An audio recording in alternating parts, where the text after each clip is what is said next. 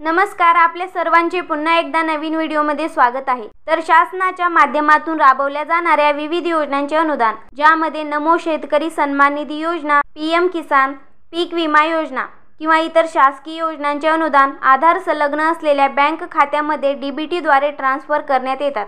अनेकदा शेतकरी कोणत्याही योजनेचा लाभ घेत असताना नेमक्या कोणते बँकेचे अकाउंट सदर अर्जासोबत दिलेले होतं, पीक विम्याचे अनुदान किंवा अतिवृष्टीचे अनुदान नेमकं कुठल्या बँकेत येईल, असे प्रश्न शेतकऱ्यांच्या मनात असतात। सद्यस्थितीत शेतकऱ्यांचे पीक विमा अनुदान खात्यावर येत आहेत, मात्र नेमक्या कुठल्या बँकेत येतात हे लक्षात येत नाही।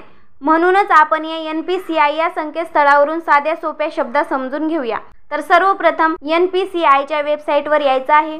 या ठिकाणी निळ्या रंगात काही पर्याय दाखवण्यात येतील। यापैकी दुसरा पर्याय कंझ्युमर नावाच्या पर्यायावर क्लिक करायचा आहे। यानंतर भारत आधार सीडिंग इनेबल नावाच्या पर्यायावर क्लिक करायचे आहे।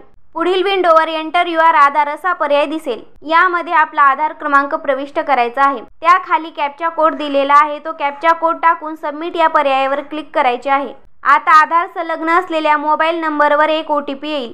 हा OTP प्रविष्ट करायचा आहे। OTP प्रविष्ट केल्यानंतर कन्फर्म या पर्यायावर क्लिक करायचे आहे। यानंतर आपल्या समोर आपल्या बँकेची माहिती दिसून येईल, जसे की आधार नंबर, बँकेचे नाव, account number, account holder name आणि बँक खात्याचा प्रकार, ही सगळी माहिती दिसून येईल।